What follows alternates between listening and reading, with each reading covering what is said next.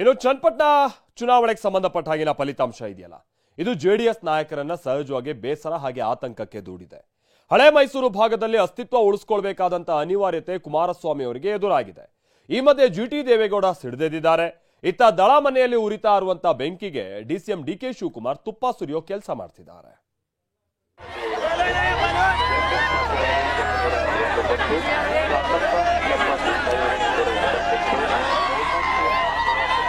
ಲೆಕ್ಕಾಚಾರಗಳೆಲ್ಲ ತಲೆ ಕೆಳಗಾಗಿದೆ. ಅಂದುಕೊಂಡಿದ್ದೆಲ್ಲ ಉಲ್ಟಾ ಹೊಡೆದಿದೆ. ಜೆಡಿಎಸ್ ಕೋಟೆಗೆ ಡಿಕೆ ಬ್ರದರ್ಸ್ ಲಗ್ಗೆ ಇಟ್ಟಿದ್ದಾರೆ.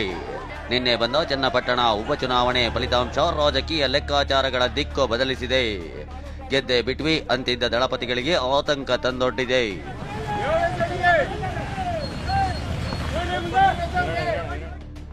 ಚನ್ನಪಟ್ಟಣ ಫಲಿತಾಂಶದಿಂದ ದಳಪತಿಗಳಿಗೆ ಹೆಚ್ಚಾಯಿತು ಆತಂಕ. ಹಳೆ ಮೈಸೂರು ಭಾಗದಲ್ಲಿ ಅಸ್ತಿತ್ವ ಉಳಿಸಿಕೊಳ್ಳುವ ಜವಾಬ್ದಾರಿ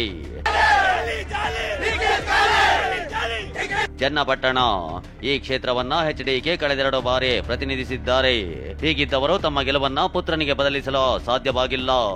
ಈ ಹೊತ್ತಲ್ಲೇ ಜೆಡಿಎಸ್ ನಾಯಕರಿಗೆ ಮತ್ತಷ್ಟು ಆತಂಕ ಶುರುವಾಗಿದೆ. ಏನದು ಅನ್ನೋದನ್ನ ಎಳೆಯಾಗಿ ತೋರಿಸ್ತೇವೆ ನೋಡಿ. ಎಚ್ಡಿ ಕುಮಾರಸ್ವಾಮಿ ರಾಮನಗರ ಜಿಲ್ಲೆಯಲ್ಲಿ ಅಧಿಕಾರದಿಂದ ದೂರ ಉಳಿದಿದ್ದಾರೆ. ಈ ಮಧ್ಯೆ ಕಾಂಗ್ರೆಸ್ ಗೆಲುವಿನಿಂದ ಡಿಕೆ ಬ್ರದರ್ಸ್ ಯೋಗೇಶ್ವರ್ ನಡುವಿನ ಸ್ನೇಹ ಮತ್ತಷ್ಟು ಗಟ್ಟಿಯಾಗಿದೆ.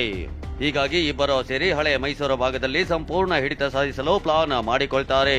ಮುಂದಿನ ದಿನಗಳಲ್ಲಿ ಜೆಡಿಎಸ್ ಹಳೆ ಮೈಸೂರು ಭಾಗದಲ್ಲಿ ಅಸ್ತಿತ್ವ ಉಳಿಸಿಕೊಳ್ಳುವ ಜವಾಬ್ದಾರಿ ಕುಮಾರಸ್ವಾಮಿ ಹೆಗಲ ಮೇಲಿದೆ.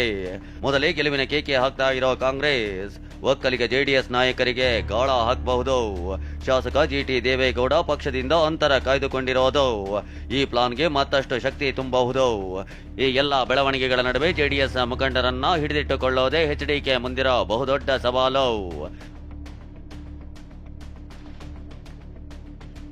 ಚನ್ನಪಟ್ಟಣ ಸೋಲಿನ ಬಳಿಕ ದಳ ಮನೆಯಲ್ಲೇ ಕೊತ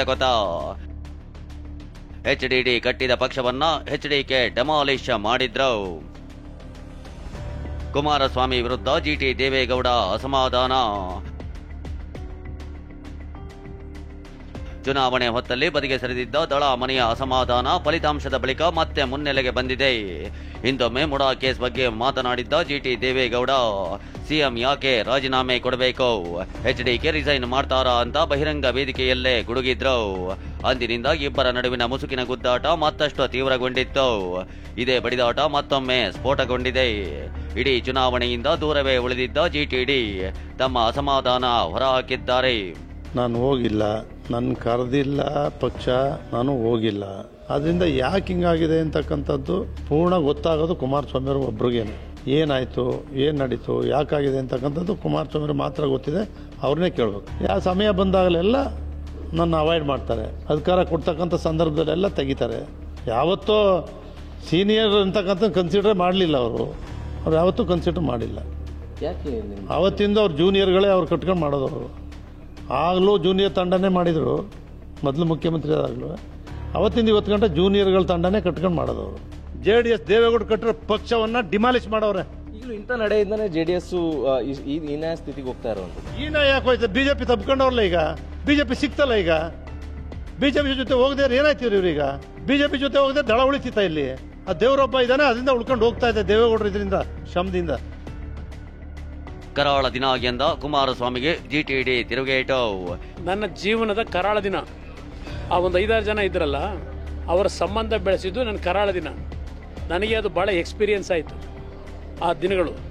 ಅದರಿಂದ ಈಗ ಸ್ವಲ್ಪ ಭಾಳ ಎಚ್ಚರಿಕೆಯಿಂದ ಇರ್ತಕ್ಕಂಥವ್ರು. ಇವ್ರ ಜೊತೆ ಇದ್ರಲ್ಲ, ಆಗ ಇವ್ರ ಜೊತೆ ಇದ್ರಲ್ಲಪ್ಪ ಒಂದು ತಂಡ.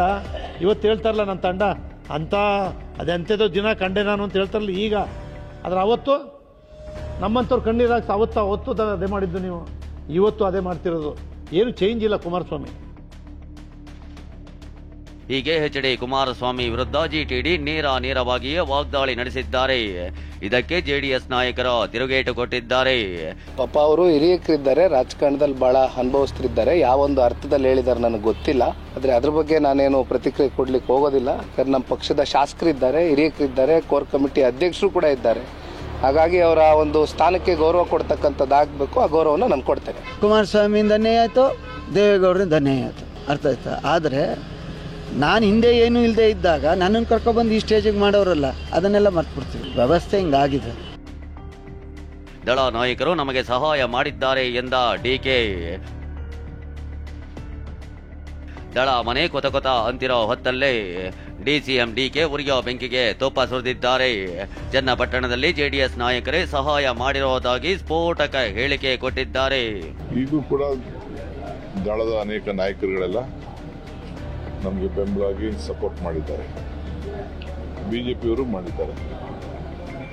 ಬಿಜೆಪಿಯವರೆಲ್ಲ ಬಂದು ನಮ್ಮ ಜೊತೆ ಬೆಂಬಲ ನಿಂತ್ಕೊಳ್ಳಿಲ್ಲ ಅಂದರೆ, ಅವರು ಪರೋಕ್ಷವಾಗಿ ಪ್ರತ್ಯಕ್ಷವಾಗಿ ಸಹಾಯ ಮಾಡಲಿಲ್ಲ ಅಂದಿದ್ರೆ, ದಳದವರು ಸಹಾಯ ಮಾಡಲಿಲ್ಲ ಅಂದರೆ ನಮ್ಗೆ ಇಷ್ಟು ಓಟು ಬರ್ತಿರಲಿಲ್ಲ. ಹಿಂದೆ ಇದೇ ಕ್ಷೇತ್ರದಲ್ಲಿ ಬರುವಂಥ ಕನಕಪುರ ಕ್ಷೇತ್ರ, ಅಲ್ಲಿ ಡಿ.ಕೆ. ಸುರೇಶ್ ಅವರು ಸೋತರಲ್ಲ, ಅದಕ್ಕೆ ಯಾರು ಕಾರಣ? ಕಾಂಗ್ರೆಸ್ ಅವರೇ ತಾನೆ, ಸಿದ್ದರಾಮಯ್ಯನವರೇ ತಾನೆ. ಒಪ್ಕೊಂತಾರೆ ಅವರು ಒಪ್ಕೊಳೋದಾದ್ರೆ ಆಮೇಲೆ ನಾವು ಮಾತಾಡ್ತೀನಿ. ಅದರಿಂದ ಇಲ್ಲಿ ತಂದಿಕ್ಕೋ ಕೆಲಸವನ್ನು ಡಿ.ಕೆ. ಶಿವಕುಮಾರ್ ಮಾಡಬಾರ್ದು. ಅವ್ರಿಗೆ ಚುನಾವಣೆಯಲ್ಲಿ ಕ್ಯಾಂಡಿಡೇಟ್ ಗತಿ ಇಲ್ದಿರ ಬಿಜೆಪಿಯಿಂದ ತಗೊಂಡ್ರಿ. ಏನೇ ಚರ್ಚೆ ಮಾಡಿದ್ರೂ ಅರ್ಥ ಆಗಿಲ್ಲವೆಂದ ಎಚ್ಡಿಕೆ.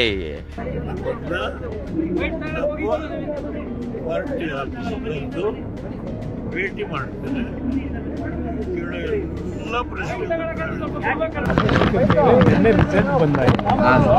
ಈಗ ಏನ್ ಚರ್ಚೆ ಮಾಡೋದು ಅದಕ್ಕೆ ಅರ್ಥ ಇಲ್ಲ. ಅಕ್ಸೆಪ್ಟ್ ಮಾಡ್ಕೋಬೇಕು. ಜನ ತೀರ್ಮಾನ ಕೊಟ್ಟಿದ್ದಾರೆ. ನಮ್ಮ ಜನ ಅಂದ್ರೆ ಪಕ್ಷದ ಅಭಿಮಾನಿಗಳು ಅಂತಕ್ಕಂಥದ್ದು ಏನು ಗುರುತಿಸ್ಕೊಂಡಿದ್ದಾರೆ, ಅವ್ರು ಯಾರು ಕೂಡ ನಮ್ಮ ಕೈಯನ್ನ ಬಿಟ್ಟಿಲ್ಲ. ಇನ್ನು ಚನ್ನಪಟ್ಟಣದಲ್ಲಿ ಗೆದ್ದಿರೋ ಸಿಪಿವೈ ಮನೆಯಲ್ಲಿ ಸಂಭ್ರಮವಿದೆ. ಯೋಗೇಶ್ವರ್ ಪತ್ನಿ ಶೀಲಾ ಮಂಡ್ಯದ ಮದ್ದೂರಿನ ಹೊಳೆ ಆಂಜನೇಯ ದೇವಸ್ಥಾನದಲ್ಲಿ ಹರಕೆ ತೀರಿಸಿದ್ದಾರೆ. Bureau report, TV9.